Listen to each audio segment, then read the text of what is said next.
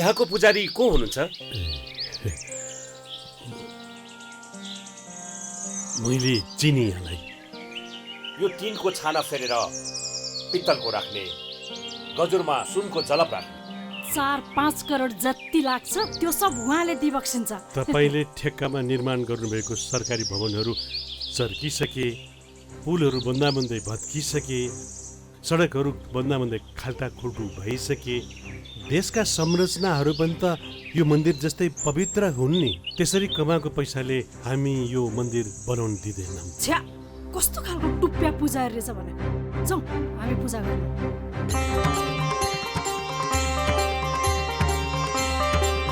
त्यसरी पूजा गर्दैमा भगवानले माफी देलान् र?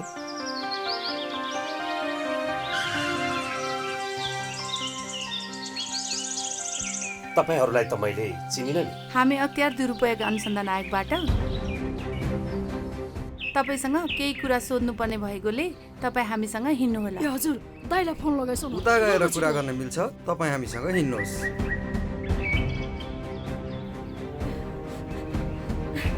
त्यसरी पूजा गर्दैमा भगवानले माफी देलान् र? तपाईँले कमाउनु भएको प्रतिष्ठा कसैले जफत गर्न सक्दैन। पदको दुरुपयोग गरी आर्जेको सम्पत्ति जफत हुन सक्छ। अख्तियार दुरुपयोग अनुसन्धान आयोग, टङ्गाल, काठमाडौँ।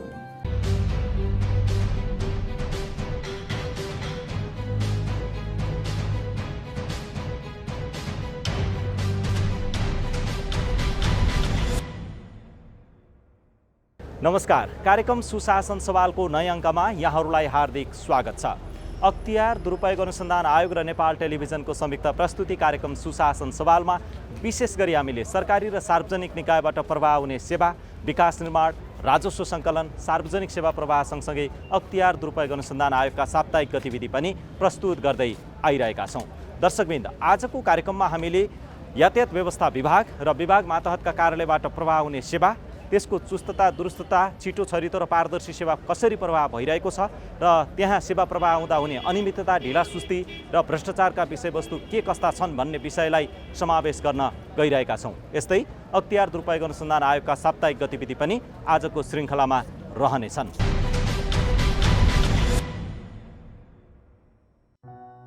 अख्तियार दुरुपयोग अनुसन्धान आयोगले मिति 2079 साल वैशाख 21 गते मालपोत कार्यालय टोखा काठमाडौँमा कार्यरत खरिदार विनोद तिवारी उप आरोप पत्र दायर गरेको छ। मालपोत कार्यालय टोखा काठमाडौँको मुद्दा फाँटमा कार्यरत खरिदार विनोद तिवारीले जग्गा नामसारी दर्ता गरी जग्गा धनी प्रमाण पूर्जा बनाउने काममा सहजीकरण गरिदिने भनी सेवाग्राहीसँग 20,000 घुस लिएको पुष्टि भएसँगै आयोगले आरोप पत्र दायर गरेको विज्ञप्ति निकालेर जानकारी दिएको छ। तिवारीलाई सेवाग्राहीबाट 20,000 रुपियाँ घुस लिइसकेको अवस्थामा मिति 2079 साल वैशाख 4 गते नियन्त्रणमा लिएर अनुसन्धान गरिएको थियो। यसैगरी आयोगले मिति 2079 साल वैशाख 21 गते नै मुगुको छायानाथ रारा नगरपालिकाका प्रमुख प्रशासकीय अधिकृत पिताम्बर सारू, इन्जिनियर, सब इन्जिनियर तथा उपभोक्ता समितिका अध्यक्ष सहित 5 जना विरुद्ध गैर कानुनी लाभ तथा हानि पुर्याई भ्रष्टाचार गरेको सम्बन्धी आरोप पत्र दायर गरेको छ। असिस्टेन्ट सब इन्जिनियर हस्तबहादुर मल्ल र इन्जिनियर महेश सिंह कठायतले फिल्डमा कम काम भएकोमा बढी काम भएको भनी नापी किताबमा मूल्याङ्कन गरी झुटा नापजाँच विवरण चढाई गलत सिफारिस गर्दा प्रमुख प्रशासकीय अधिकृत पिताम्बर सारूले सही गरी नापीको विवरणमा सहमति जनाएको र उपभोक्ता समितिका अध्यक्ष राममाया मल्ल र कोषाध्यक्ष रत्नादेवी हमालले गैरकानुनी लाभहानि पुर्याउने बदनियतले वास्तविक रूपमा भएको कार्यभन्दा बढी मूल्याङ्कन गराई भुक्तानी माग गरेको पाइएसँगै 5 जना विरुद्ध विशेष अदालत काठमाडौँमा आरोप पत्र दायर गरेको आयोगले विज्ञप्ति निकालेर जानकारी दिएको छ। यसैगरी आयोगले मिति 2079 साल वैशाख 23 गते 5 थर धुवाखोला आधारभूत विद्यालयका तत्कालीन प्रावि शिक्षक बिरजु कुमार गक्सेदार उप शैक्षिक योग्यताको झुट्टा प्रमाणपत्र सम्बन्धी आरोप पत्र दायर गरेको छ। गक्सेदारको शैक्षिक योग्यताको प्रमाणपत्र नक्कली रहेको भन्ने उजुरी निवेदन सम्बन्धमा अनुसन्धान हुँदा गक्सेदारले प्रावि तृतीय श्रेणी अस्थायी करार शिक्षक पदमा दरखास्तका लागि धुवाखोला आधारभूत विद्यालयमा पेश गरेका शैक्षिक प्रमाणपत्र झुट्टा भएको ठहर भएसँगै आरोप पत्र दायर गरिएको आयोगले विज्ञप्ति निकालेर जानकारी दिएको छ। यसै गरी आयोगले मिति 2079 साल वैशाख 25 गते गण्डकी प्रदेश प्रहरी कार्यालय विपद व्यवस्थापन गुल्मा बागलुङमा कार्यरत प्रहरी नायब निरीक्षक रूपनारायण महतो उप आरोप पत्र दायर गरेको छ। महतोले लेनदेन केस मिलाइदिने भनी सेवाग्राहीसँग 38,000 घुस रिश्वत माग गरिरहेको भन्ने सूचना एवं उजुरी निवेदनका आधारमा अख्तियार दुरुपयोग अनुसन्धान आयोगको कार्यालय पोखराबाट गएको टोलीले सेवाग्राहीसँग 38,000 रुपियाँ घुस रिश्वत लिइसकेको अवस्थामा 79 साल वैशाख 6 गते नियन्त्रणमा लिएर अनुसन्धान गरेको थियो।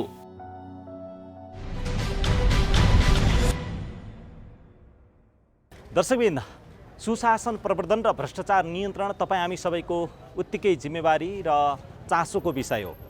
यातायात व्यवस्था विभाग र विभाग मातहतका कार्यालयहरू मार्फत हुने सेवा प्रवाह अथवा लाइसेन्स वितरण होस्, नवीकरण होस् लगायतका अन्य विभिन्न कामहरूमा अहिले पछिल्लो समय अनियमितता भयो, भ्रष्टाचार भयो र त्यहाँ पनि फेरबदल भयो भनेर विभिन्न ढङ्गले आयोगमा उजुरी परेका छन्। सिस्टम बनाउँदा पनि सिस्टमबाट कसरी अनियमितता हुन्छ र लाइसेन्स लिँदा अथवा नवीकरण गर्दा सेवाग्राहीले किन दुःख पाउँछन्, त्यसलाई सेवा प्रवाह गर्ने निकायमा बस्ने जिम्मेवार अधिकारीले के जवाफ दिन्छन्, आज हामीले यिनै जवाफ र सवालहरू खोज्ने प्रयास गरेका छौँ। अब प्रस्तुत छ सोही सामग्री। सुशासन प्रवर्धन र भ्रष्टाचार नियन्त्रणका लागि सरकारी र सार्वजनिक निकायहरूले आफै पनि विभिन्न उपायहरू अपनाउँदै आएका छन्। धेरै सेवाग्राहीको चाप हुने सेवा प्रदायक कार्यालयहरूमा अहिले पनि काम ढिला हुने, अनियमितता हुने र बिचौलियाहरूको चलखेल हुने गुनासो आइरहेको छ। यसै मध्येको एक हो यातायात कार्यालय। यातायात कार्यालयहरूमा अहिले पनि सेवाग्राहीको उपस्थिति घट्न सकेको छैन।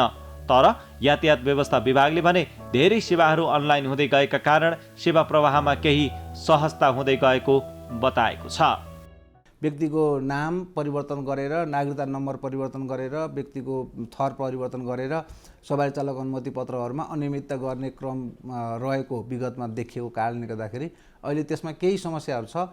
अन्य समस्याहरू क्रमिक रूपमा समाधान हुँदै गइरहेको छ र मुख्य गरेर यातायात व्यवस्थासँग सम्बन्धित कार्यहरू चाहिँ अनलाइन चाहिँ प्रणालीमा नभइदिनाले व्यक्तिहरू चाहिँ यातायात व्यवस्था कार्यालयमा जानुपर्ने, अनि यातायात व्यवस्था कार्यालयहरूको चाहिँ व्यवस्थापकीय पक्षमा केही कमजोरीहरू र मुख्य गरेर जति माग हुन्छ त्यहाँ जति सेवाग्राहीहरू पुग्नुहुन्छ त्यसको अनुपातमा सेवा प्रदायक कर्मचारीको सङ्ख्या अत्यन्त न्यून र प्रविधिविहीन चाहिँ सेवा प्रवाहको कारणले गर्दाखेरि चाहिँ यातायात व्यवस्था कार्यालयहरूबाट भइरहेका सेवाहरू चाहिँ एकदमै चाहिँ अव्यवस्थित जस्तो, सेवाग्राहीले विभिन्न किसिमको चाहिँ दुःख पाउने, विभिन्न किसिमको अनियमितता हुने कुराहरू चाहिँ जुन हामी सुन्नमा देख्नमा आएका छौँ।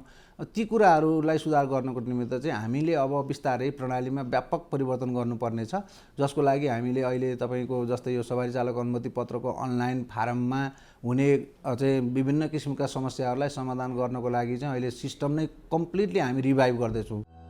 अहिले लाइसेन्सका लागि अनलाइन फारम भर्ने र ट्रायल दिने कामलाई व्यवस्थित बनाइएको बताइए पनि यसको सिस्टममा चलखेल गरेकै कारण केही साता पहिले पोखराको यातायात कार्यालयका कर्मचारीहरू कारबाहीमा परेका थिए। अनुत्तीर्णलाई उत्तीर्ण बनाउने, ट्रायलको पालो ढिला आउनेलाई छिटो आउने बनाउने लगायतका काममा केही कर्मचारीहरूको संलग्नता पाइएपछि अनलाइन सिस्टमका बारेमा पनि प्रश्न उठेको छ।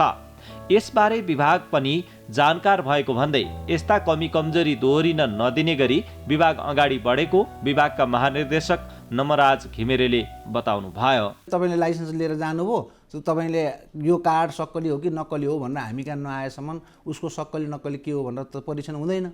कि त ट्राफिक प्रहरीले पक्रिनु पर्यो कि व्यक्ति आफै आउनु पर्यो। जब रिन्यू गर्ने बेलामा आउँछ, रिन्यू गर्ने बेलामा आएपछि बल्ल उसलाई थाहा हुन्छ मैले त अहिलेसम्म त फेक लाइसेन्स बोकेर हिँडेर रहेछु, किनभनेदेखि सिस्टममा त त्यो हुँदैन। जसरी त्यो मान्छेले बनाइदिने भनेर भनेको हुन्छ त्यो एकदम थोरै मात्रै कर्मचारीको मिलोबत्तबाट सिस्टममै चाहिँ एसएस पुर्याएर बनाएको हुन्छ, अधिकांश त्यो फेक हुन्छ। पोखरामा गरेको के हो? धेरै फेक छ, सबै कार्यालयमा फेक हो। त्यो लाइसेन्स फेक हुनसक्छ। तपाईँले त्यहाँ एउटा जुन पोखरामा एउटा मिडियाले नै उ गरेको चाहिँ त्यो अर्कै केस हो होइन। त्यो केस चाहिँ नि तपाईँको डेट सिफ्टिङसँग रिलेटेड केस थियो।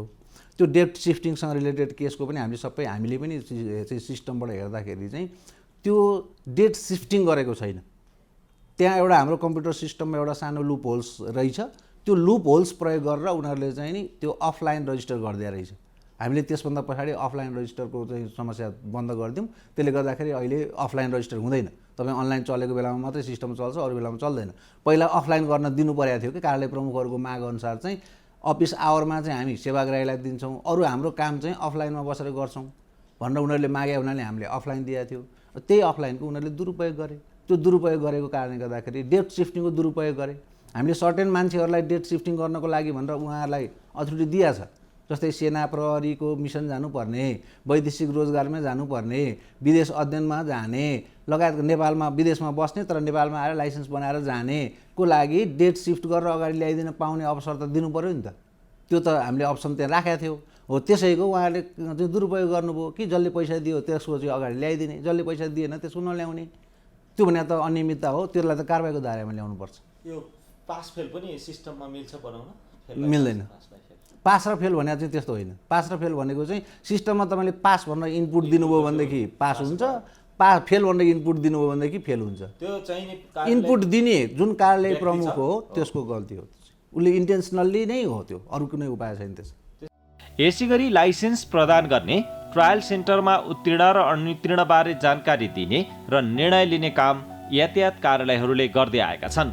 यस काममा पनि अनियमितता र चलखेल भएको पाइएपछि यसको निराकरणका बारेमा यातायात कार्यालय पनि जिम्मेवार भएर लागेको भन्दै सुशासन प्रवर्धन र भ्रष्टाचार नियन्त्रणका लागि अनलाइन सेवालाई थप सुरक्षित बनाउँदै सबै कामहरू सुरुदेखि अन्तिमसम्म अनलाइनमै गर्ने वातावरण मिलाउनु पर्ने विभाग र यातायात कार्यालयको धारणा रहेको छ। हाम्रा अनियमितताका कामहरू अख्तियारले त्यत्रो धेरै प्रयास गर्दाखेरि पनि अपेक्षाकृत रूपमा सफल किन हुन सकिरहेको छैन भने हुन यसलाई डाइरेक्ट नेगेटिभ भन्दाखेरि, नेगेटिभ बुझ्दाखेरि त अर्को अर्थ लाग्छ, तर राज्य संयन्त्र प्रणालीप्रति डर छैन मान्छेमा। त्यसले गर्दाखेरि जे गर्दाखेरि पनि हुन्छ भन्ने किसिमको। तर अख्तियारले एटलिस्ट केही मात्रै भए पनि यो मान्छेमा त्यो स्पेसल्ली सेवा प्रदायकमा पनि सेवा लिनेमा पनि एक किसिमको थोरै मात्रै भए पनि डर पैदा गरेको छ। यो त अख्तियारले यसलाई अझ चाहिँ व्यापक बनाउनुपर्छ भन्ने मेरो चाहिँ अनुभव छ। र यातायात सेक्टरको लागि त अख्तियारले निकै चाहिँ कसरत गरेको छ। वास्तवमा प्रमुख आयुक्तज्यूहरू, सचिवज्यूहरू, महाशाखा प्रमुखहरू समेत निकै चिन्तित भएको मैले पाएको छु। किनभने सानो सानो केसमा पनि उहाँहरूले मलाई चाहिँ नि बोलाएर मैले भनेको बेलामा टाइम दिएर चाहिँ त्यसको समाधान चाहिँ गर्ने कोसिस गरिराख्नु भएको छ। त्यति हुँदै पनि हामीले चाहिँ यसलाई अझै चाहिँ राइट ट्र्याकमा किन ल्याउन सकिरहेको छैन भने मैले अघि नै भनिसकेँ, हाम्रो काम गर्ने तौर तरिका चाहिँ नि एकदमै ट्रेडिसनल छ। यो ट्रेडिसनल तौर तरिकामा अनियमितताको त्यत्तिकै धेरै गुन्जाइस छ।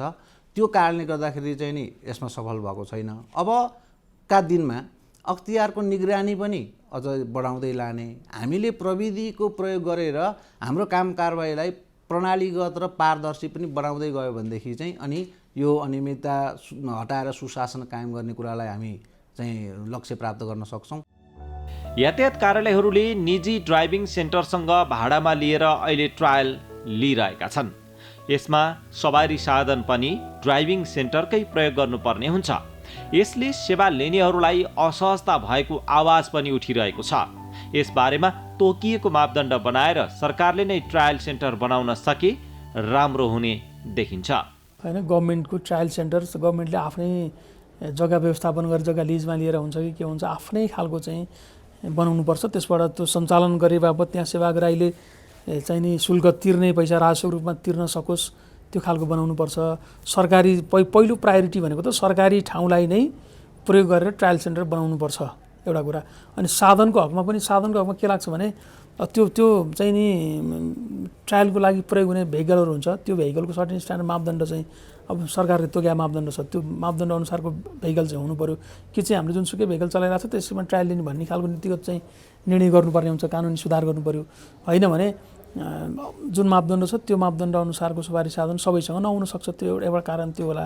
त्यस कारणले त्यसो गऱ्यो भने सरकारले आफैले तपाईँको चाहिँ नि ट्रायल सेन्टर बनाउने भेहिकल पनि राख्न सकिन्छ, 4-5वटा 10-15वटा भेहिकलहरू राख्न सकिन्छ र त्यसको चाहिँ मेकानिकल कन्डिसनको बारेमा चेक गर्ने प्राविधिकले निरन्तर चेक गरिरहनुपर्छ। त्यो हिसाबले चाहिँ नि अब एउटै खालको प्रयोग हुनुपर्छ भन्ने खालको होला सायद, होइन। अब यही भन्ने चाहिँ छैन त्यो विषयमा पनि। अब पहिला जस्तो सरकारी यातायात व्यवस्था विभाग मिन भवन पछाडि एउटा ट्रायल सेन्टर थियो, त्यो ट्रायल लिएर पनि गर्ने गरेको थियो। अब प्रहरीको चाहिँ नि बग्गी खानामा पनि ट्रायल हुन्थ्यो। अब अहिले पछिल्लो चरणमा चाहिँ अन्त प्राइभेट संस्थाहरूसँग एग्रिमेन्ट गरेर लिने गरिएको पनि छ, धेरै ठाउँमा लिइएको छ। त्यो अब भोल्युम बढ्दै गएर पनि होला सायद। त्यस कारणले सबभन्दा राम्रो विकल्प त सरकार जस्तो अफिसले सरकारले आफैले बनाउने ट्रायल सेन्टर, भेहिकल पनि आफ्नै व्यवस्था गर्ने, अनि बरु त्यो प्रयोग गरे बापत होइन, त्यो प्रयोग गरे बापत चाहिँ तपाईँको सर्टेन राजस्व लिने, त्यो चाहिँ एकदम राम्रो विकल्प चाहिँ त्यो हुन्छ। यातायात व्यवस्था विभाग र यातायात कार्यालयका जिम्मेवार अधिकारीको कुरा सुनेपछि हामी सेवाग्राही समक्ष पुगेका छौँ। सेवा लिन लामो लाइन लाग्नुपर्ने, भनेको समयमा आउँदा लाइसेन्स नबन्ने, ढिला सुस्ती हुने गुनासो धेरैको थियो भने कतिपयले पहिलेको तुलनामा केही सुधार भएको अनुभव पनि सुनाउनु भयो। 2020को अन्तिममा दिएको थिएँ मैले, पटक आयो, 3-4 पल्ट आएँ तर आएको छैन होइन। अनि त्यसपछि अहिले चाहिँ खोज्दै हुनुहुन्छ, अहिले चाहिँ आयो कि आएको छ भन्दै हुनुहुन्छ। अब त्यही भएर दिनुहुन्छ कि भनेर यहाँ लाइनमा बसिरहेको छु। कस्तो छ यहाँको सेवा?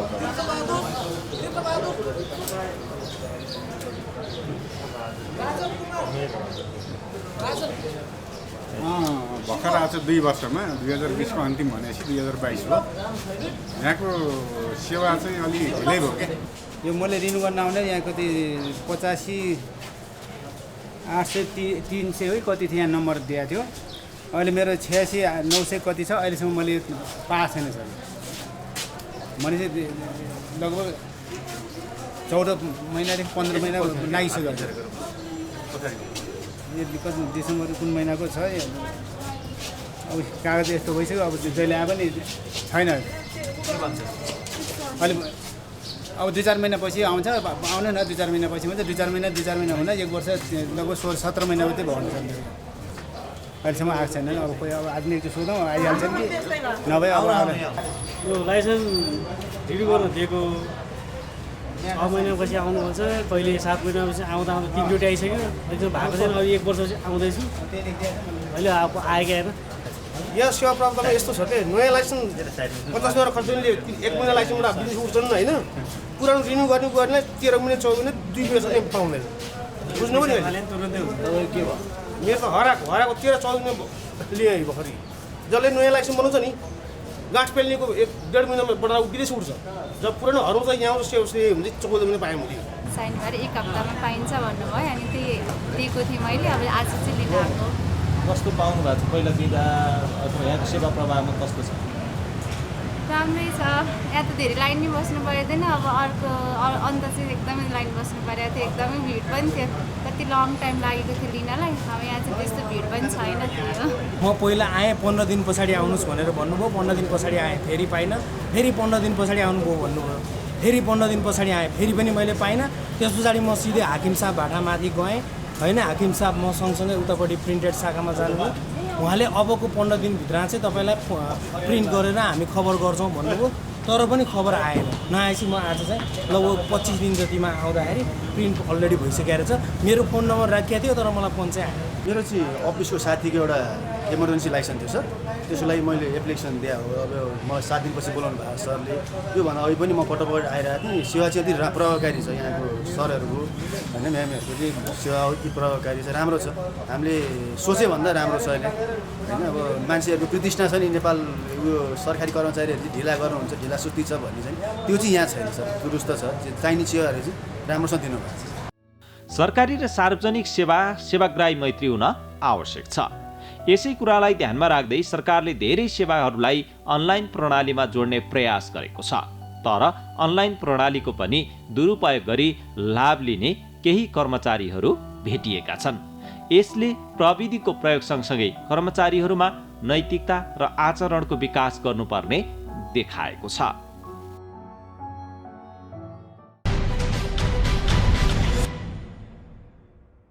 कागजमा लेखिने कुरा कार्यान्वयन हुने हो भने साँच्चीकै सुव्यवस्थित ढङ्गले सेवा प्रवाह हुनेछ, विकास निर्माण हुनेछ, सुशासन प्रवर्धन हुनेछ। तर कागजमा लेखे जस्तो न सेवा प्रवाह छ, न विकास निर्माण छ, न त हामीले जिम्मेवार अधिकारी नै पाउँछौँ। त्यसैले सुशासन प्रवर्धन र भ्रष्टाचार नियन्त्रणमा तपाईँ हामी सबै जिम्मेवार नागरिक र सेवाग्राहीको हैसियतले कहीँ कतै अनियमितता भएको छ भने आवाज उठाउनु आवश्यक छ। जब आवाज उठाउन थाल्छौँ तब कहीँ न कहीँ त्यसको सुनवाई हुन्छ। त्यसैले सुशासन प्रवर्धन र भ्रष्टाचार नियन्त्रणमा तपाईँ हामी पनि जिम्मेवार छौँ। अख्तियार दुरुपयोग अनुसन्धान आयोगको एक्लो प्रयास र पहलबाट मात्रै सुशासन प्रवर्धन सम्भव छैन। त्यसैले आयोग सँगसँगै तपाईँ हामी पनि उत्तिकै सचेत भएर अगाडि बढ्नुपर्ने आवश्यकता छ। हवस् त, आजका लागि कार्यक्रम सुशासन सवालको समय सकिसकेको छ। तपाईँले यो कार्यक्रम नेपाल टेलिभिजनको वेबसाइट www.ntv.org.np त्यस्तै गरेर मोबाइल एप्स, अख्तियार दुरुपयोग अनुसन्धान आयोगको फेसबुक पेज, युट्युब च्यानल र वेबसाइटमा पनि हेर्न सक्नुहुन्छ भन्दै अर्को सातासम्मका लागि हामी सबैलाई बिदा दिनुहोस्। जाँदा जाँदै यो एउटा सन्देशमूलक जानकारी यहाँहरूका लागि छाड्छौँ। हस् त, नमस्कार। बाबा, आज मेरो साथीको बर्थडे रे, पैसा दिनुहोस् न त, केही गिफ्ट किनेर लिएर जान्छु। ल 500। उहाँहरू कति धनी होइ बक्सिन्छ, कस्तो राम्रो घरमा बसी बक्सिन्छ, कस्तो गाडी चढी बक्सिन्छ।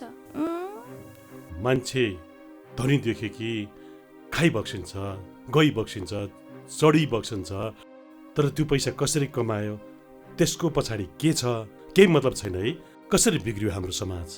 अनि यो 500मा चाहिँ के आउँछ र के किनेर लिएर जानु के बाबा? त्यसो भए नजाऊ न। तिम्रो साथीको बुवा र म एउटै अफिसको, म भन्दा जुनियर हो, तर उसले पैसा कसरी कमायो, के गरी कमायो सब थाहा छ मलाई। तर म त्यसरी कमाउन चाहन्न। हे हजुर जहिले यस्तै गर्नुहुन्छ के? बस्नु सेक्ले, गएँ म किन अख्तियार जाने र? मैले के गरेको छ र? के गर्नु भएको छ के गर्नु भएको छैन उहाँ गएपछि थाहा हुन्छ। हिँड्नुहोस् न खुरुक्कन हामीसँग। के भो ड्याडी?